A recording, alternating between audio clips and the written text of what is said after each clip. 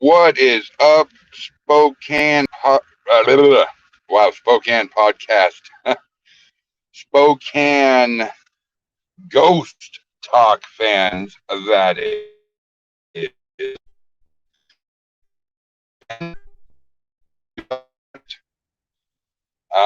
Having a little bit of technical difficulties here as I'm having to drive and do my podcast at the same time.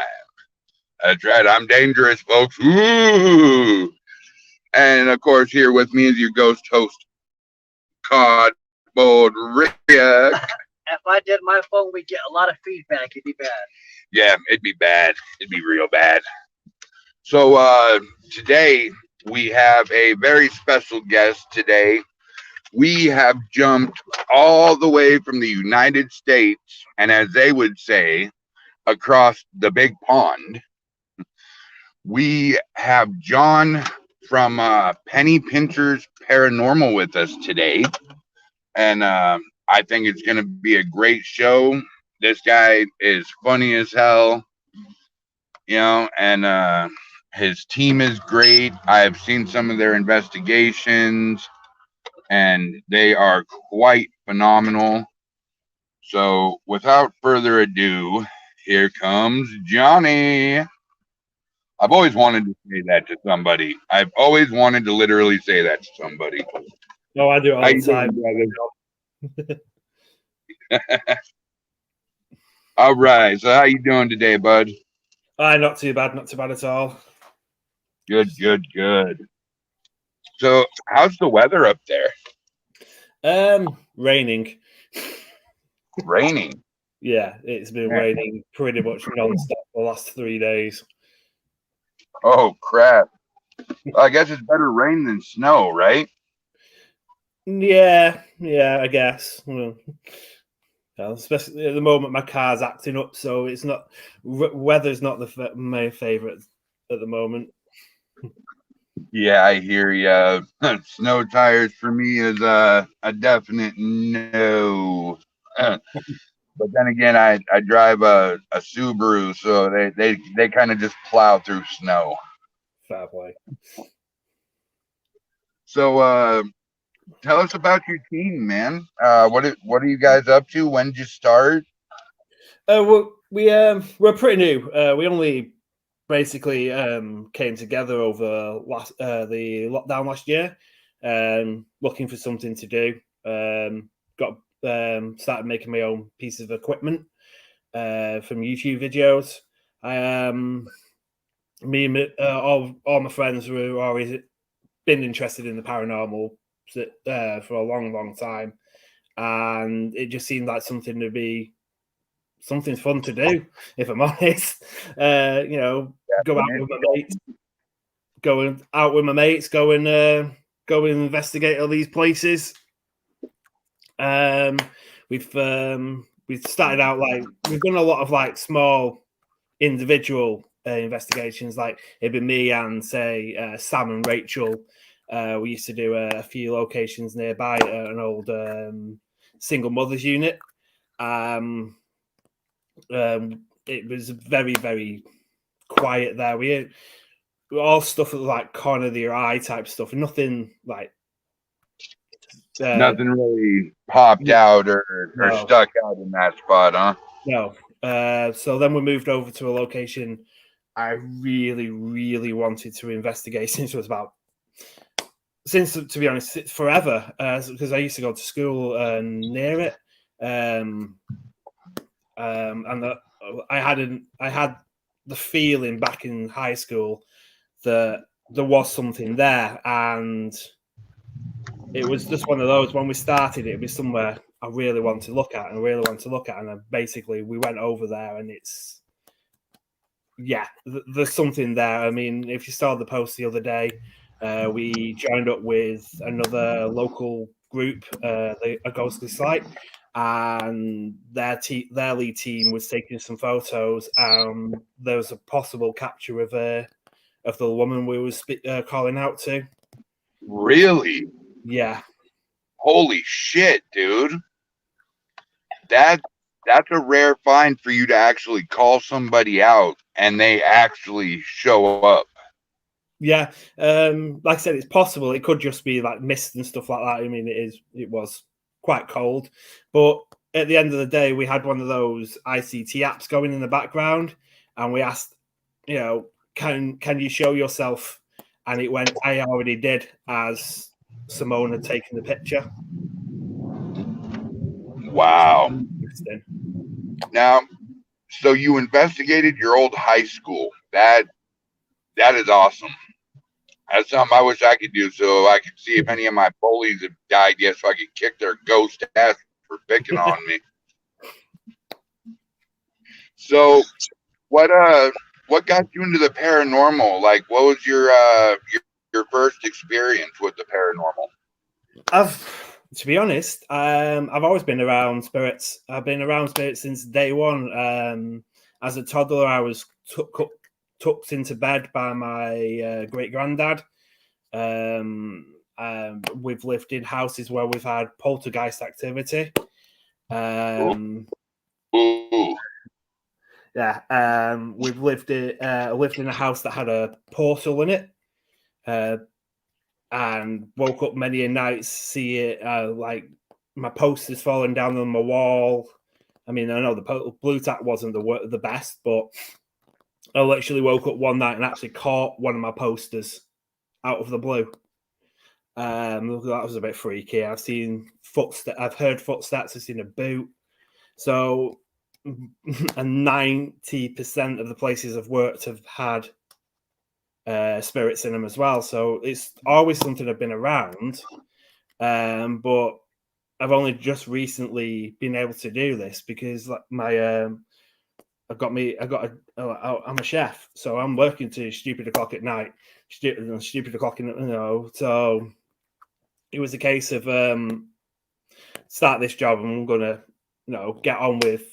I'm doing like daytime hours now, so it's great. So I can go out and investigate at night, go home, have a kip, get up, go to work, repeat if needed. So yeah, I mean the programs I used to watch. You may or may not know it. The Most Haunted, back in the early 2000s. Right.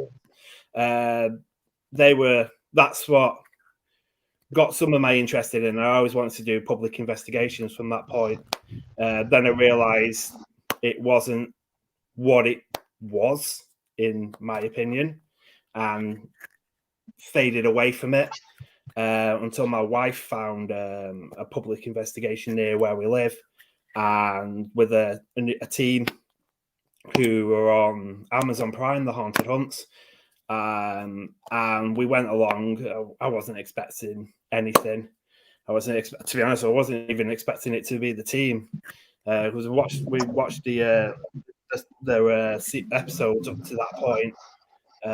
So I knew who the team were and everything, and the whole team was there. So that kind of surprised me, to be honest. So right. After that, I basically got the fever. Oh, that's awesome, man. I'm so glad you said something else besides, oh, well, I watched Ghost Adventures and got hooked. I got my son hooked via them. He likes watching them every now and again when he's in the mood. Over lockdown, it was something to watch, though. Right. Nothing like seeing the things getting pulled. Yeah. I've not watched him in a while since. Did I hear you right when you said that you make your own equipment? Yes. Hence the name Paranormal Penny Pinchers. So we're not the most richest of people, my team. So we made the equipment to reduce the cost of things.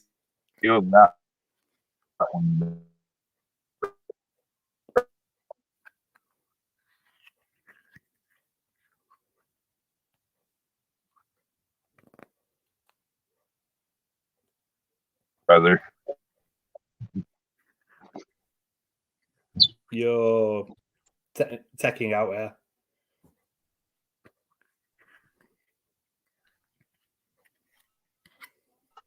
Well, I think that is just with the UK, is it as haunted as everybody says it is? It's definitely got its locations. I mean, there's at least a few to a town. I mean, where I live is well known for the hometown of the judge who sentenced King Charles I to death in the English Civil War, which is where my high school ruin come from. Oh, wow.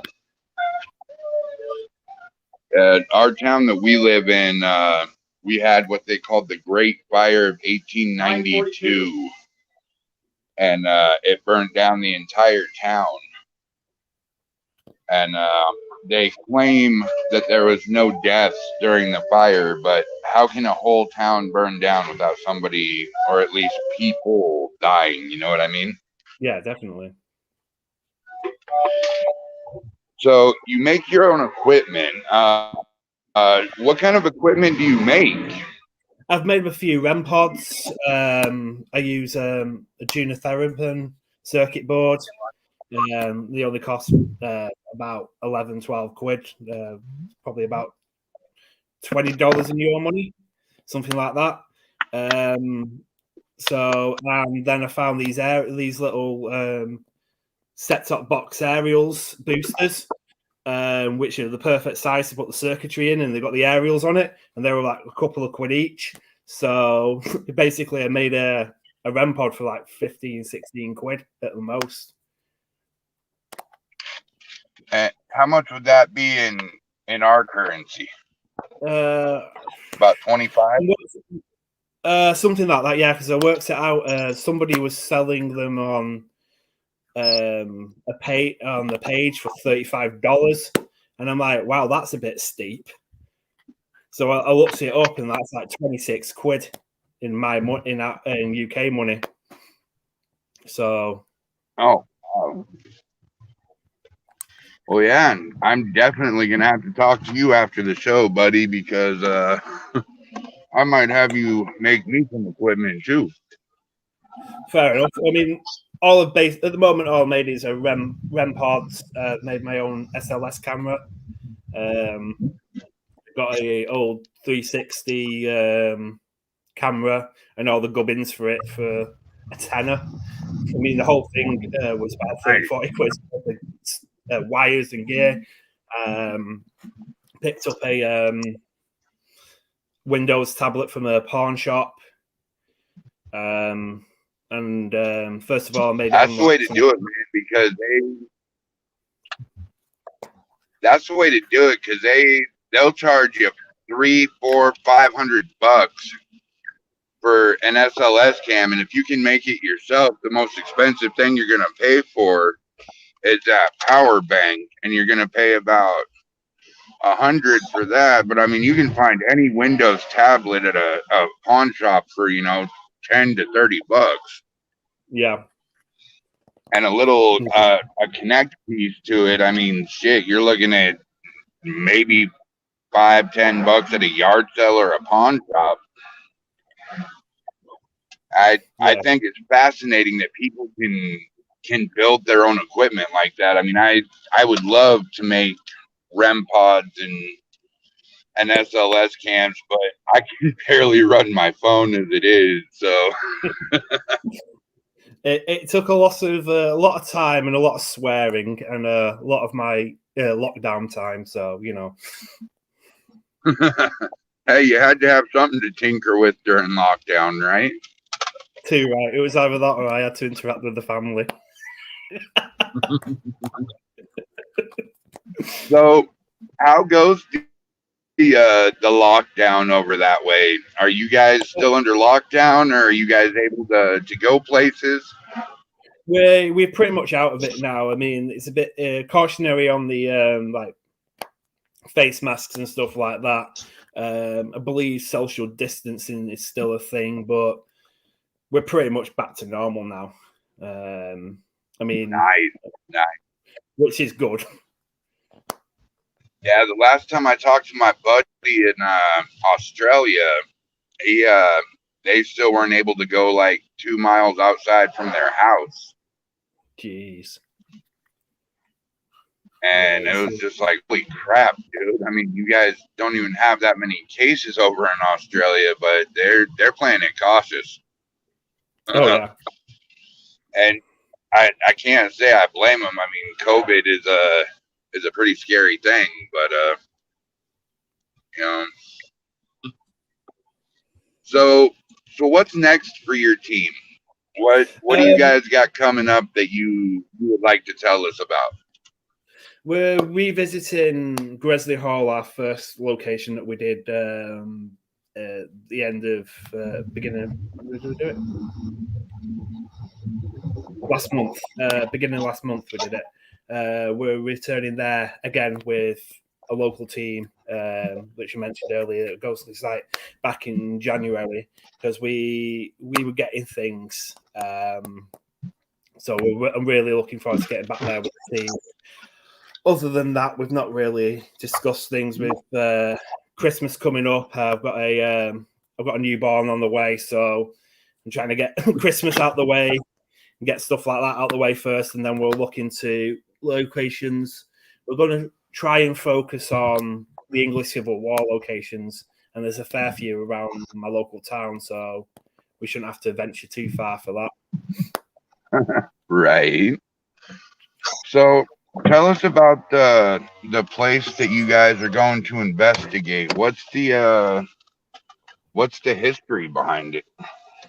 It's an old manor house that was built on top of the ruins of an old monk monastery. And there was a fire in the 1800s, sorry. There's child spirits.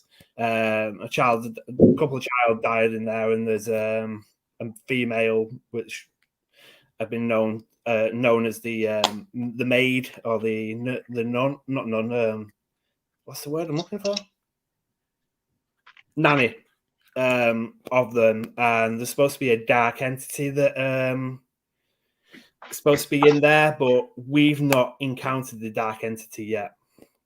We've only seemed to be interacting with the children. But we did find one of the owners, Lord Allerton, his name was. We were getting things through pendulum. We had both Sam and Rachel with pendulums, and they were basically sat across the room from each other, and they were getting the same responses.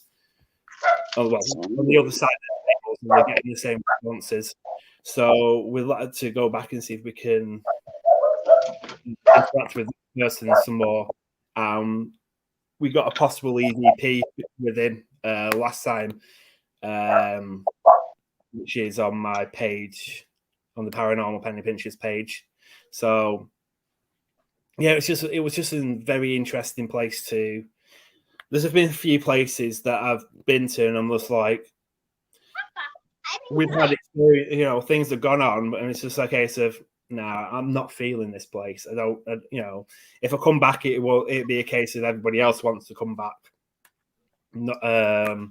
But this place is one of those, oh my God, I really want to come back type places. Right. I've had a couple of those. Our very first investigation, that place was that place was a beast.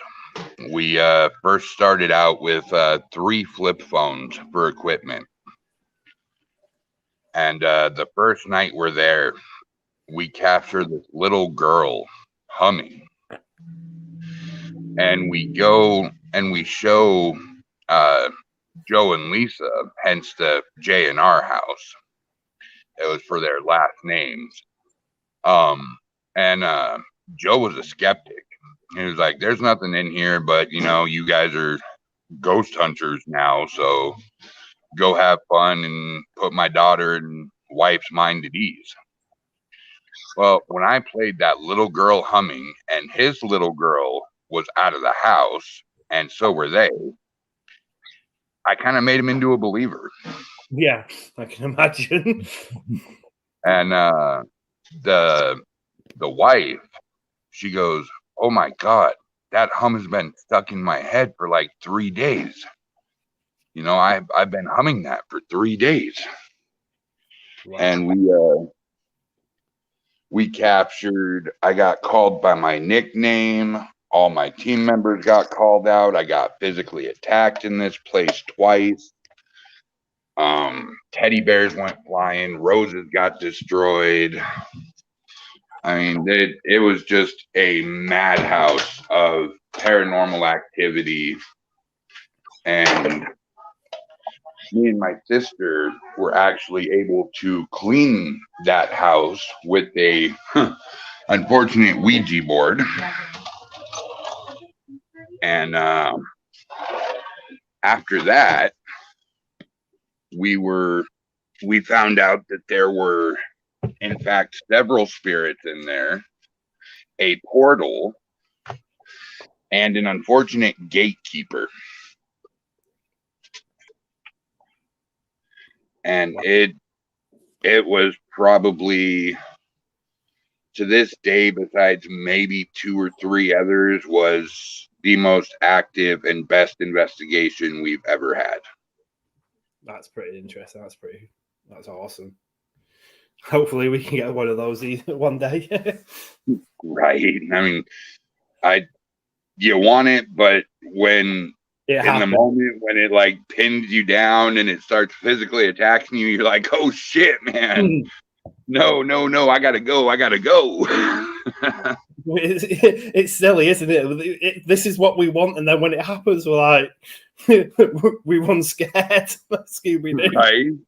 We're sitting there challenging the thing. Hey, come and attack me. And it finally does. You're like, oh shit, I'm out.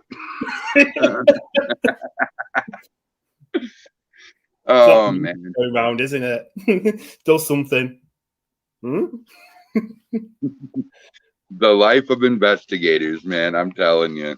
Oh, We're definitely one of a kind people, that's for sure. Yeah, we're either stupid or brave. Or both. Mostly both.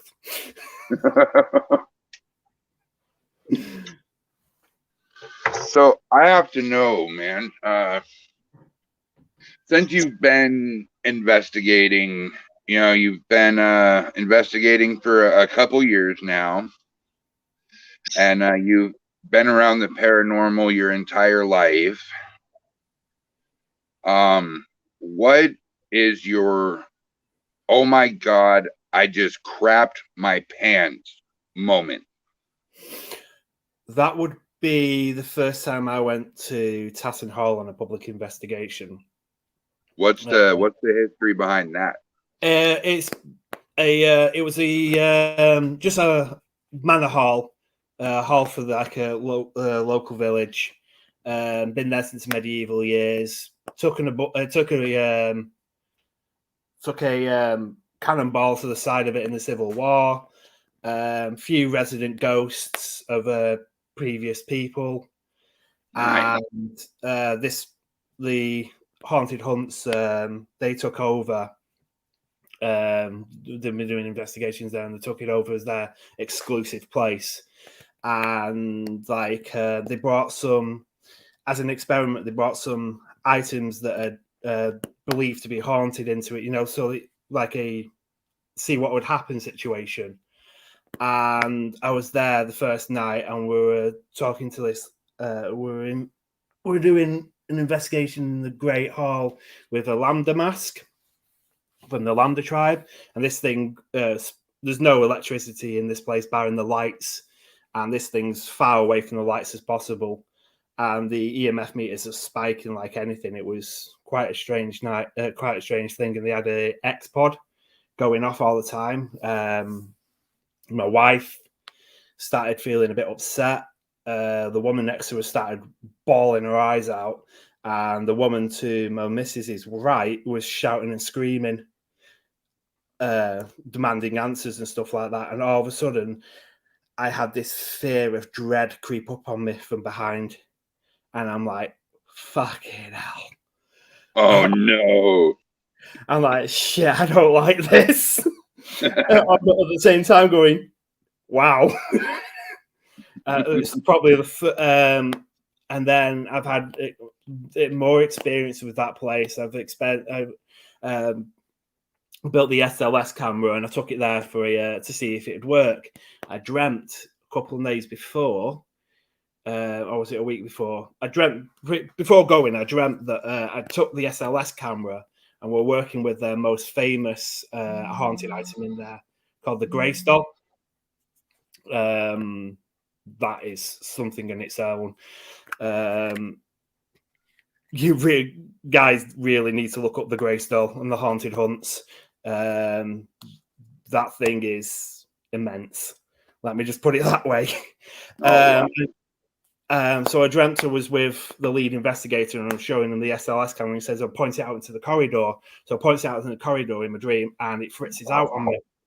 So when we go, I'm pointing it out, I've got it in the Great Hall and we capture a figure on the staircase. So because there's like spindles and all that, one of the other investigators said it could be false reading, ask it to wave, and it waved. I went, oh my God, I've caught something on my SLS camera. I went to save it using the recording app that I had on my tablet. The tablet just froze. And it was just like, whoa. I dreamt that my tablet had fritzed out and it's just froze and fritzed out on me. And I was like, wow. And that night, I dreamt that I wanted to there's like the top floor. You could obviously see in the when it was built, there was 3 floors. And of course, people were smaller. So you could see where the beams had been. And like the top floor, known as the servants' corridor, there's supposed to be a portal in there. And I was basically wanting to go towards it and I was told not to, so I didn't. The logical side of me took over, but I was stood near this doorway which went down into a little mezzanine and then which goes down to the stairs into the Great Hall, and I wanted to go off the first set of stairs and just keep on walking. I had a feeling just take a long walk off a short cliff. So that was a freaky experience. Don't you hate the logical side of your brain? Yeah. I mean, the first time we went to a major commercial place was St. Ignatius Hospital in Colfax, Washington. And it's about an hour drive from where I live in Spokane. And man, I went in there with all the wrong things. Number one, I went in there with a cocky attitude. Our paranormal team was on fire. We were getting noticed. You know, we had a possible cable TV deal. You know, all we needed to do was land this investigation, and man, we would have been put on the map. Wow. So we got to stay for 4 days in what they call Schmuck Park. And we camped out in the middle of October in tents. We did, you know, several places up there, but we were the first paranormal team ever to stay overnight in this hospital. Well, my illogical side of the brain took over, and long and short of it, I threw my second in command under the bus. Pantera, get in here without shoes on. Sorry about that. But I decided that I was going to start taunting him. I started saying shit like, you know, this is the surgeon that killed you. What are you going to do about it? Come hit him, come scratch him, come do something. And this place was so bad that one of my investigators ran out of the building, hopped in his car, went to the park, packed his shit, and headed back. Wow. So by the time we got to the 4th day, we had just shit tons of evidence just from the hospital alone. Jeez. and we go to plug in our our memory card into the into the laptop to dispose of all the rest of our evidence to clear off the SD card. And the file says empty. Wow. There was no evidence from the past 4 days that we had done our investigations. Jeez. And to make things worse, I get home and all of a sudden I'm just a raging person. I don't want to be around anybody. I told my team to get lost. I told my wife to get lost. I told my kid to leave me alone. I was bedridden for probably 3 to 4 months out of the 6 months, and I had a demonic attachment. Wow. It took 3 blessings and 6 sagings to get this spirit off of me. So whatever you do, don't throw a team member under the bus. No.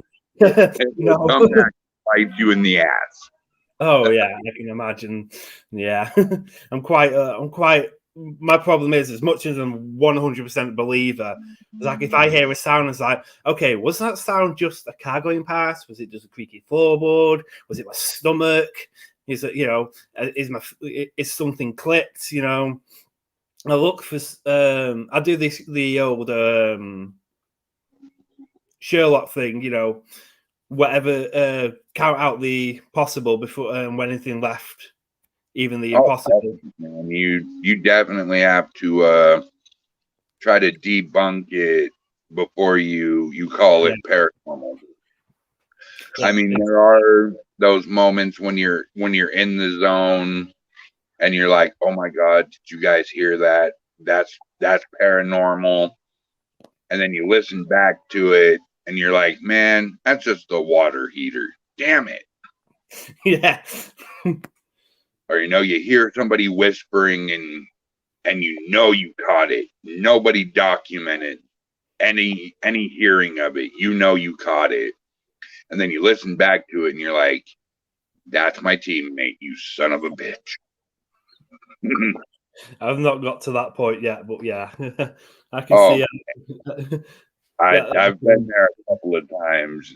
My teammate, one of my new guys, whispering, and you're like, dude, you just ruined and contaminated our freaking EVP.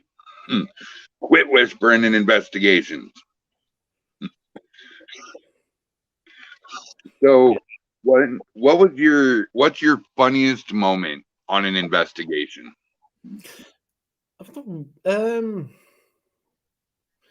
Recently I've been very, very gassy when I've gone on them. So Oh no.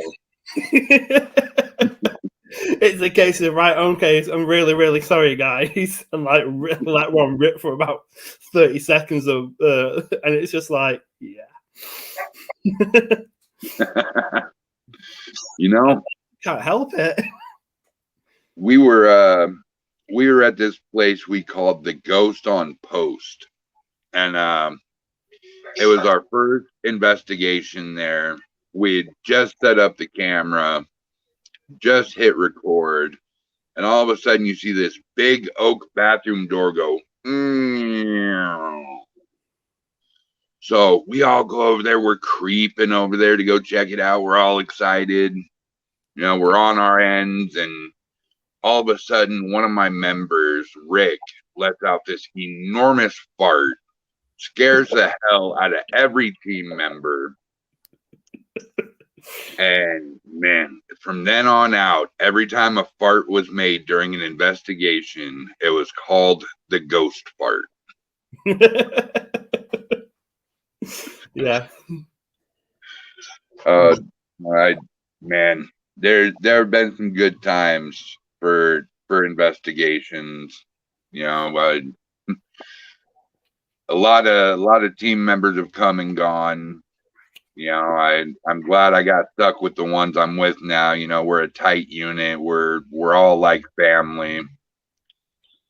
And it's great. You got to be able to know that your team's gonna have your back during an investigation. Definitely. And to be honest, when you're having fun, you're creating energy in the place, aren't you? So there's more likely something to happen when you're just having a bit of a laugh and a bit of a joke. So right. So yeah, I've had it when we've been on public investigations and we're just chatting away and I'm just having a general chit chat, a bit of laugh and a bit of banter, and like K2 meters have gone off or cat balls have gone off. So it's just, and then of course it's switch back and we'll get on with it type situation. So, but I am a believer in, if you are just messing around, the sometimes they're like, well, hang about, we're still here. Right. And that's the thing, you got to have fun while investigating. You can't be Captain Serious throughout the whole investigation. Otherwise, it's no fun. No, definitely not. So, how big is your team? There is 6 of us at the moment. 5 active, 1 on hiatus because she's pregnant. So, oh yeah, definitely don't want to go investigating while pregnant. No demon baby. No. She won't even let me. She won't even let me do something in the house. Even though the other night she heard rustling and somebody locked me out the house. So she won't even let me acknowledge them. So. So yeah, that was no. That was quite weird. Got locked out the house. Someone had put the catch on the door. It was really weird that you say that, because you reminded me of what we went and did last night.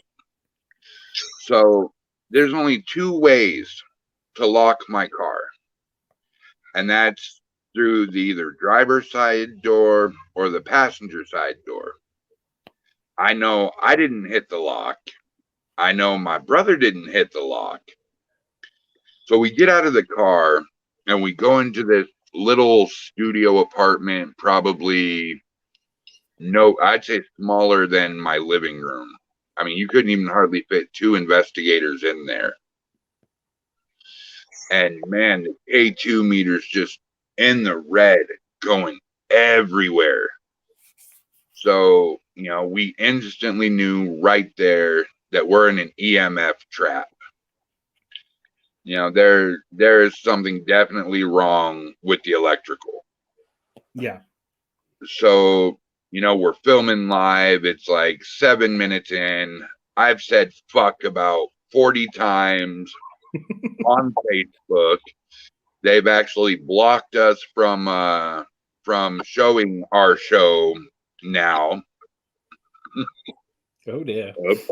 Sorry, Facebook. And so we get out of there about 15 minutes in, and I go to open my door. It's locked. All my doors are now locked. I have no keyhole, and my remote for my car does not work. So I think about the thousandth time I hit the trunk button, it finally opens. So I have one of my buddies crawl through my trunk, over my back seat to unlock my door. So I get into the car. I'm like, all right, let's go, guys. I go to close my door and bing, it won't close. So I'm like, okay, no problem. I jiggle my lock switch, unlock, lock a couple times. And I close my door, but it doesn't close all the way. I go to open my door. Now my door will not open. So now I am stuck in my car with no way to get out. We get home. I am completely pissed because my boys are making so much fun of me over it. That shit was so funny. Holy hell. And I go to open my door. I even threw all of my 375 pounds into this door, and it's not budging. So I climb over the center console, out the passenger side door. I pull a muscle in my back. I slam the door. I go inside, and we call it a night. I go to get in my car this morning. My buddy opens my door. Or no, I climb through the passenger side and get into the driver's seat, and he goes, "Man, wouldn't it be funny if your door opens?" And out of reaction, I just grab the door, and boom, my door magically fucking opened. Whoa. Yeah, been opening all day now. That's weird. That is very strange. Right? Especially since it's a swing, it's a hinge in it, so it's not like there's no electrical about it. So Yeah, it's just a little hinge that goes back and forth. It just blew my mind. It was like, okay, maybe that building was haunted, but there's just a lot of EMF in there at the same time. possibly. So have you guys ever ran into a dark or demonic entity yet? Not as a full team, no. To be honest, I don't think we'll ever do it as a full team because I know for a fact Dave, who's our researcher, he's not into the dark side of demonic stuff or anything like that. So it'd only be partial teams. Again, going back to Tattenode Hall on the public investigation with the haunted hunts, the Grey Stole is believed to have four attachments. So what exactly is that item? It's basically they've been to a place in Wales and they're taking this doll of the lead investigators as a trigger object. They left it on a chair, went off and did an investigation. They found it on the floor when they got back.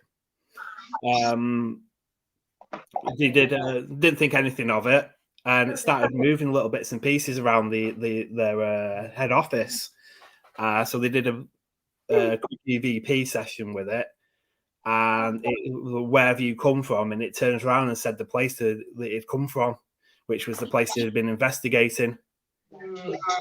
It was, and ever since coming back from lockdown, it seems to be getting a lot stronger. Members of the public are having strange dreams about it. It's apparently it's got the other spirits that have come through said there's four entities and they're all attached to this one item. Man, so is it like dark item, like a dark attachment, or it was the first one is known as Jeanette, and she, from what they can gather from what she's told her, because they use a white noise make device called an Intravox. It's their own design. So it's like a spirit box almost, right? Yeah. And they constantly get the same voice through. Constantly, it's the same voice of this one woman, and they've they come to know as Jeanette and a witch from the 1700s, so 17th century, and they've asked the question, "Did you worship the devil?" And it's gone, yes. Oh wow! They took it out of the house and left it in a barn, which is on the same ground, and two distinct voices came through. The voice of the woman and this other darker male voice, both saying exactly the same thing. Holy shit! I mean, it's one thing to have an attachment from the 1700s. You know, that was definitely an evil. The 1800s were evil. Oh yeah. It was crooked. It was all about death. You know, and to have a witch on top of that, oh hell no. Dude, back then they were accusing dogs of witchcraft, Bubba. No, having a witch attached to anything is just bad. So I'd love to go over to our version of your Salem, which is Pendle Hill, and the Pendle Witch Trials. That's somewhere my wife wants to always go. So somewhere we may have a look at doing with a public investigation, not our own, because I wouldn't know where to start if I'm honest. And some of the places that have like been featured on the paranormal programs are all like private property anyway. So I know, doesn't that suck? Yeah, you're like, we can't get into 3/4 of the spots that any paranormal show gets in because they have, Travel Channel, or they have somebody else backing them up that can throw thousands of dollars at them. And we're the little guys, in the big pond. And, we can afford to offer you like $20 if we can come in, but that's about it. Yeah, I mean, there's boys floating around one of the UK event pages. They want for 4 hours $1,000. Oh wow! Yeah, for 4 hours. That's just for the castle side of it. I mean, apparently you can explore the grounds as much as you want, and if you want, you can say extra. You can stay in the in that residency there, and you can explore that all night if you want. But the actual castle itself is $1,000. Oh, 4 hours. Yeah, that. Oh yeah, that is just outrageous. Yeah. I mean, when now that the new owners took over the hospital at Colfax for an 8 p.m. to 3 a.m. stay is like $225. That's reasonable. That's quite good. I mean, we're looking to do a team share with another 2 groups at Mental Asylum. I know Mental Asylum about an hour away from where I live, called Newsham, and that's $333 each. Ooh. Yeah. Yowzer. And that's from 2, something like that. The Montana State Penitentiary, they make you buy $500 insurance plan, because if anything happens to you, they're not reliable for it. Yeah. But you have to pay the insurance company to go in there. Jeez. And then on top of that, it's like I think 120 or something like that a piece. I think it's ridiculous. We're sitting in a building with a couple of pieces of equipment. We're not doing anything to ruin it. I don't understand how they make much money, why they're making so much money on it. You go in these places, it's not like 9 times out of 10, they're not in the greatest of conditions. There are half derelict and half falling down. So what's this money actually going towards? The money that we're paying. It's I don't understand. If people said, hey, $25 a piece, you can stay 5-6 hours, have fun, be careful of this, and this, sign a contract saying they're not liable for anything that happens to you, and let us investigators go have fun. Yeah, definitely. Your building's haunted. You're making a little bit of money off of it. And imagine the lines you would have, for like the mental asylum for you guys. You know, 25, $50, $100 if they're feeding you dinner and a tour, and then you get to go. You know, but people are greedy. You know, they're like, oh, we got a piece of haunted property. We can make thousands off of this. Yeah. But they don't seem to generate it back into it.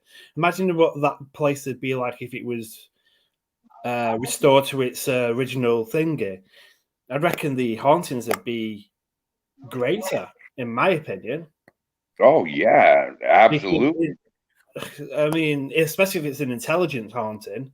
I mean, a residual haunting is not going to make much of odds, but if it's an intelligent haunting, it's going to be more likely to feel, especially if it's something scared, you know what I mean, anxious. It's going to feel a little bit more at ease in a place, and maybe a bit more active if it's in a place that looks and sounds familiar instead of just being a place. Right. I agree 100%, man. You know, it's like the Idaho State Penitentiary in Boise, Idaho.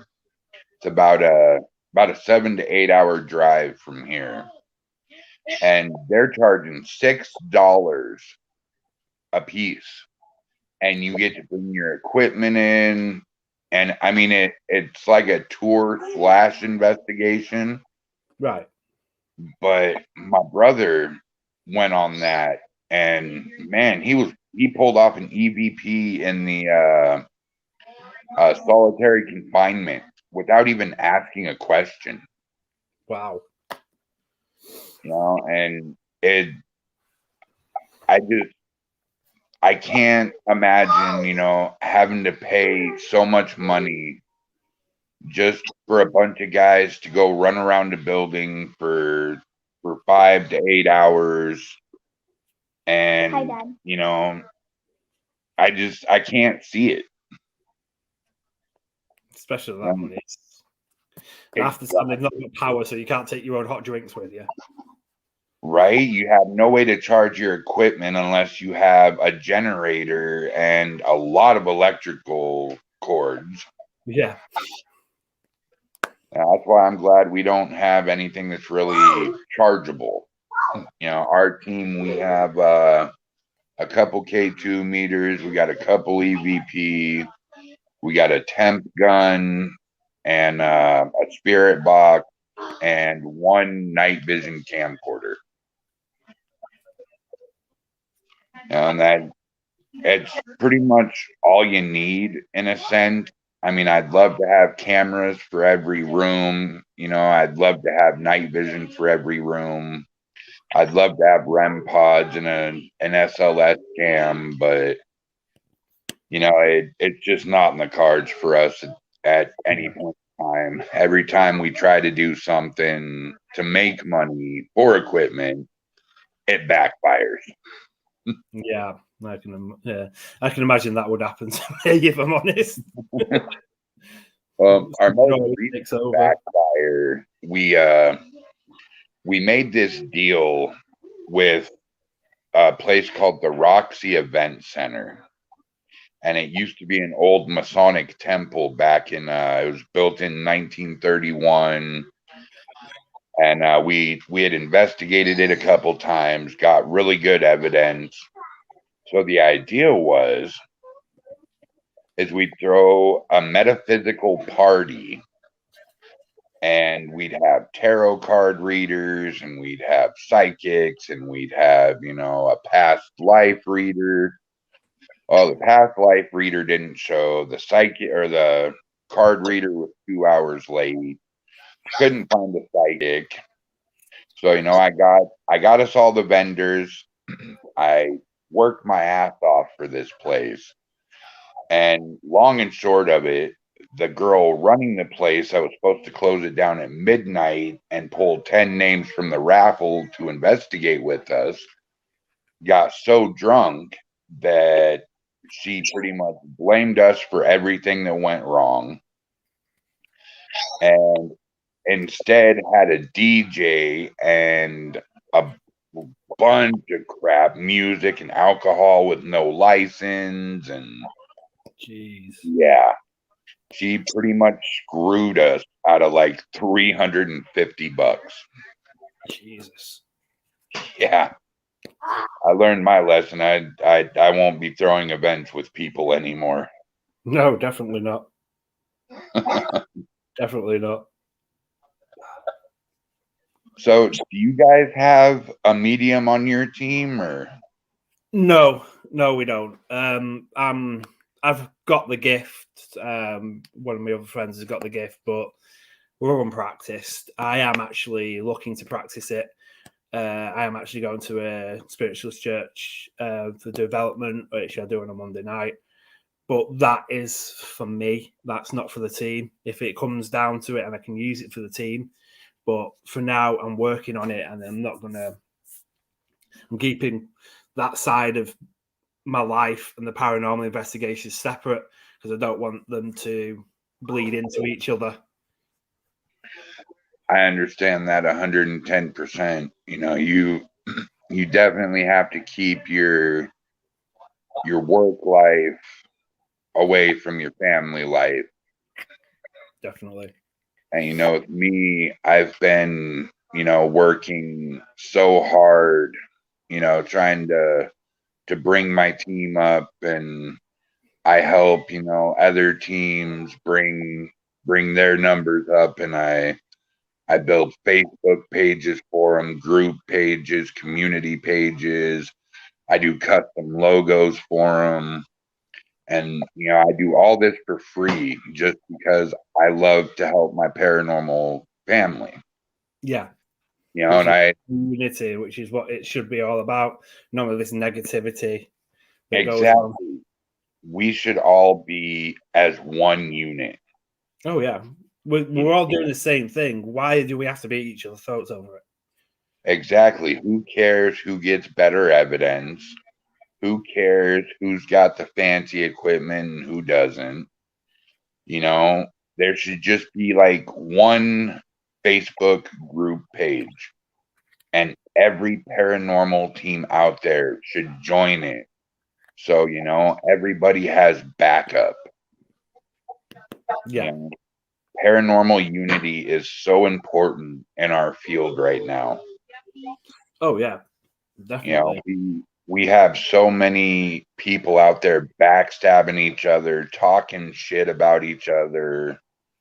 Oh, that's not real. That's not real. That's fake bullshit, And I think we should all, work together and help people with their paranormal. Oh, yeah, definitely. I mean, I've seen it. I've seen it on there's a haunted magazine.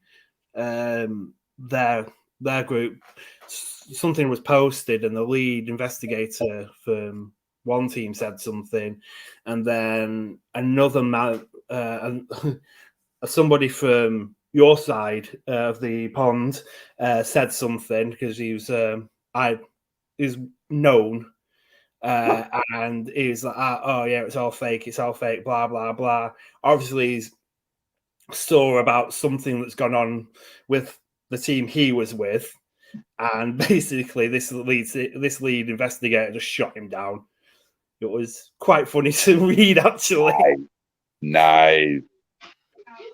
It was like, you just owned him. That's hilarious. Oh man, there was this one guy in particular that I posted in buy, sell, and trade groups around Spokane and the surrounding area and Idaho. Yeah. And that's how we find our leads, about different buildings, about people that have residential problems. And this guy comes on and leaves a message that says, "Oh my fucking God, admins, do we really need this bullshit on our page? There is no such thing as ghosts." So I hop on here and I send this dude probably an 1,800 word message. And it basically said, why why don't we belong on buy, sell, and group trade pages when we're trying to help people with stuff like you guys are? And before you say that we're rip-offs or we're robbing people, we don't charge a dime for what we do. And, and before you go on the rant about we're fake, we don't fake evidence and blah, blah, blah. And, I could make a believer out of you. I pretty much told him to fuck off in the politest way I could. Yeah. Unfortunately, I tried that once, and I was looking for locations, like buildings or anything, and I basically got told that goes against our thingy for urban explorers and stuff like that. So it got rejected. So, but I've not looked into doing like people's houses or anything and putting on that.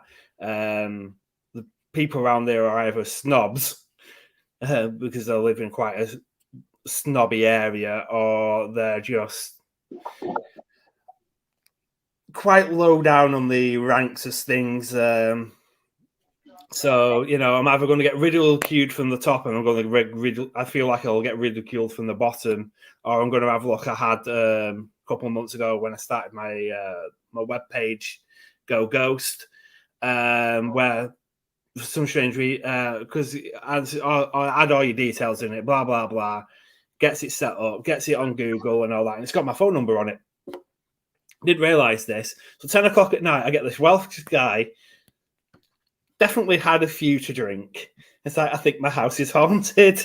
It's like, right, okay. Where do you live? Some name with a lot of L's in it. I could not pronounce it. I couldn't even hear it properly. He says, I've had a few bevies and I'm sat on the porch. I'm scared to go in. I'm like, well, I'm a bit too far away from where you live. Try a local team. Kind of passed off the book. But I'm like, guy, Welsh guy. Oh, that reminds me of a story.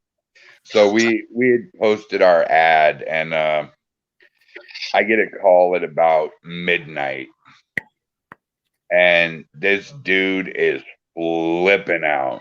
Oh my God, things are getting thrown in my house, banging on the wall. Somebody come out here and help me. So at midnight, I call my team and I'm like, guys, I know this is going to suck. Wake up. We got to go. 35-minute drive to Coeur d'Alene, Idaho. And by the time we get there, this dude cannot stand up straight. He cannot walk straight. He's yelling obscenities at his wife. And during all this, we're trying to investigate. So, we put his mind at ease. We're like, dude, you need to go to bed. There's nothing in here. You've had too many. Good night. Dude called me 45 times in 3 days. Jeez. Each time I picked up, he sounded more and more drunk. Come to find out, it was his neighbor banging on the wall, him throwing stuff at his wife, and this is getting broken. Yeah. There are some people out there. There is, yeah. Oh yeah.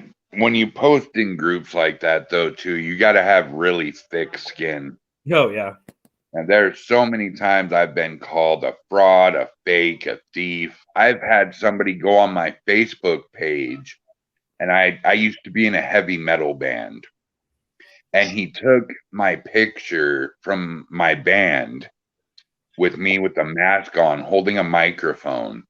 And he goes, do you really want this fucking lunatic in your house, around your children, around your valuables? Oh, man. And I've been called a crackhead. I've been told to quit getting high. I need to lay off the weed. I need to lay off the acid. You're this, you're that. And all I can do is laugh at him. I will actually put a laughing face on him. just to piss them off more so they will actually say more stuff to me. Because any sort of attention is good attention. You know, Yeah. you have a naysayer. He's going to go tell probably 5 of his friends about you, and more than likely 2 or 3 out of his 5 friends are going to like the paranormal and be like, I'm going to go look those guys up. Yeah. I need to. There is one place, and probably in the new year, my works actually. I've been told by the housekeeping that there's something in one of the rooms. So after Christmas, when everything quietens down now, because it's starting to build up now for Christmas, I might see if I can spend the night in this supposedly haunted room and see what happens. Take a bit of kit with me. Haunted room would be great, but you know, man, like in a hotel or anything like that, they roam. Yeah. Yeah, true. I mean, I had it at my last place. Somebody used to watch me in the kitchen. Oh, that's weird. And actually, one of my co-workers, who's actually one of my team members, she has a Costa cup, so like a coffee cup, you know, one of those travel mug ones. Tumbler. Yeah. So, and she has the lid on. It wasn't exactly on screwed tight, but it wasn't like off, and it had been leaning up against the in this basket with the rest of some other crockery. Been there all morning. I was on breakfast. I've been leaning on the side because I've been waiting for that wash loads and all that to go through. Nothing, and then all of a sudden I walks away, and all of a sudden I get ping, ping, ping, ping as this coffee cup lid just rolls across the kitchen. Oh wow! Yeah. That was a weird one. Amount of times, one of our managers was quite a large set guy, and I'll be on breakfast and be prepping away, and I see somebody walk in front of me, and I'm like, but I'll be the only one in because I'd literally let myself in because I could get the keys from the hotel, which was a separate building. So I'd open up, set off undo the alarm. So there, I keep the back door closed as well. So if anybody came in, it'd make a clatter. Nobody come in. Somebody of a large set used to just walk past, which was yeah, it was quite funny to see. And I'm not the only person. Like I said, Rachel, she said, when I've been here and on my own doing breakfasts and stuff like that, I feel like somebody is watching me. So I'd love to go that, but the general manager won't let me because she lived above. That's a good reason not to. She believes in the paranormal. She believes it's something there because she told me a story about one of the glasses on the wine glasses on the wine glass rack swinging and getting further and further across before it actually flew off and smashed. So unfortunately, I wasn't able to. Maybe one day get in there and see who it was. I gotta go. I can't. I'm down to $200 after I pay bills, and that's before cable and internet. I don't know, Brian. It's not my fault. Yeah, it is. No, it's not. It was in here like you had it. You're the one that took it. But yeah, man, you know, paranormal's a weird spot. Yeah. So what's your favorite have you got a favorite method when you're investigating?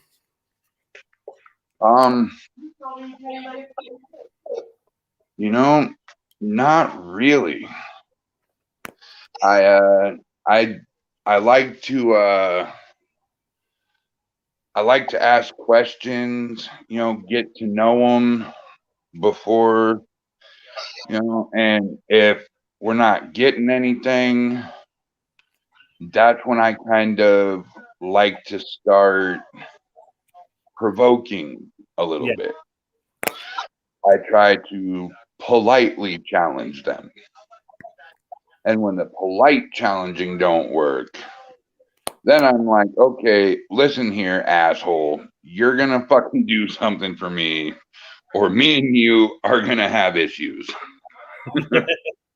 Now that's when I start, come scratch me, come attack me, come do something. Your mother smells like a hamster. Whatever I can think of to politely insult them Yeah. to try to get responses. And if that don't work, then I know there's nothing in the building. Fair enough. I like the S test method. It's one of my favorite ones. I love to do that. The noise cancelling headphones, blindfolded into a spirit box, and listen to noise. I love that. I haven't tried that method yet, but I have seen that method and have been recommended that method. And I find it very interesting, but I can't find a member that would be blindfolded with no head canceling headphones on, because they know how I get and they think I'm going to try to get that spirit to attack them blindfolded.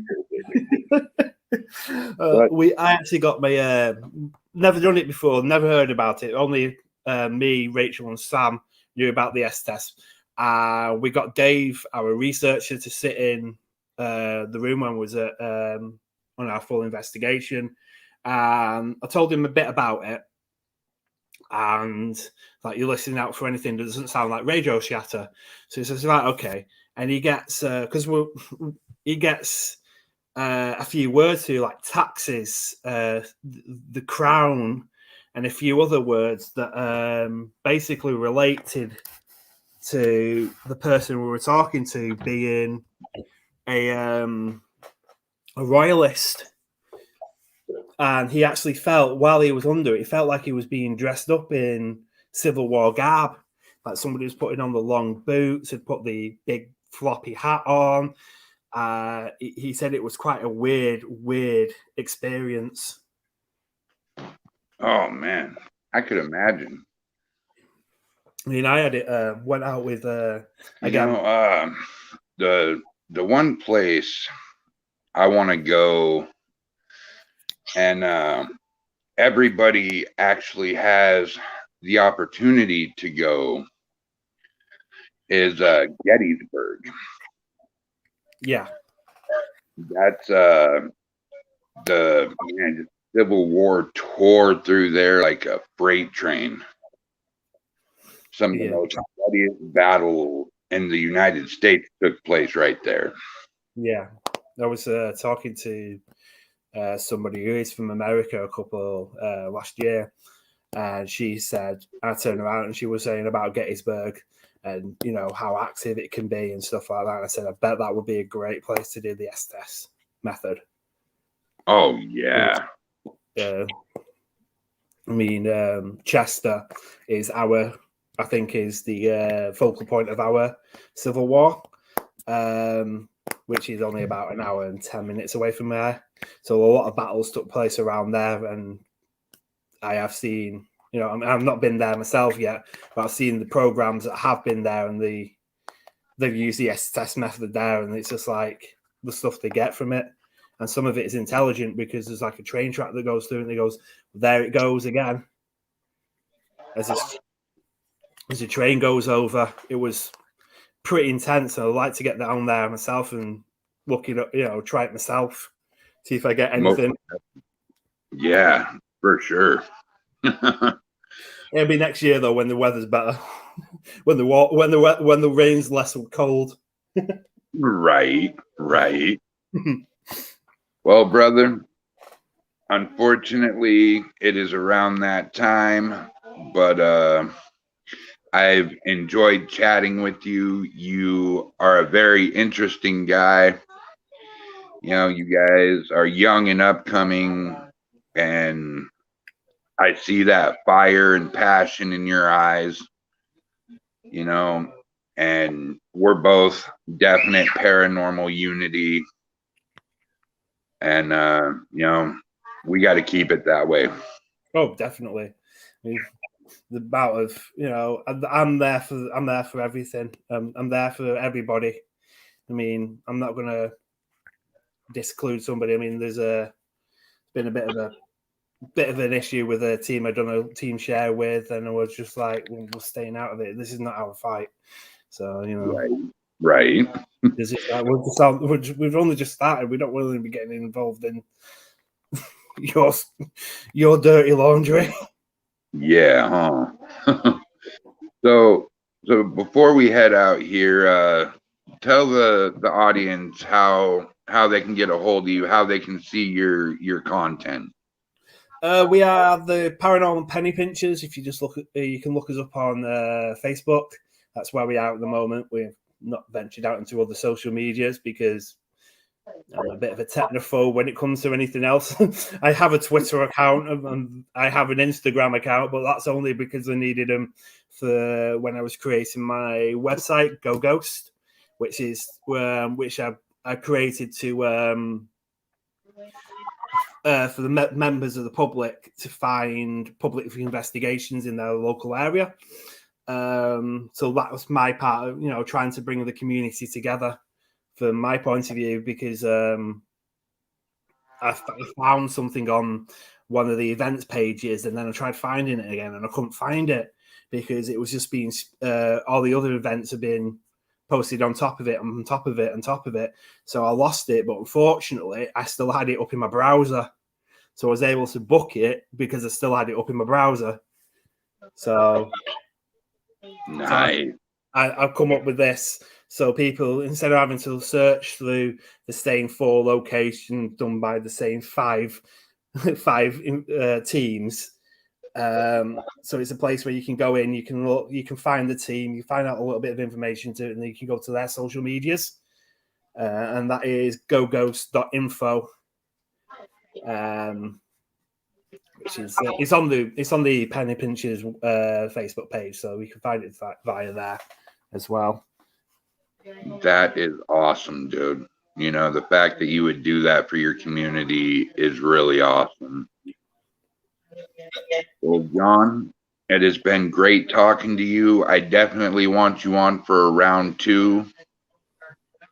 I'll get a hold of you probably in December, and we shall chat again. Brilliant. All right, you take care, brother. You too. Have a good day. You too. Bye. Bye. All right, guys. Well, that was the podcast tonight. We still have 2 more to go. So definitely stay tuned. Bye.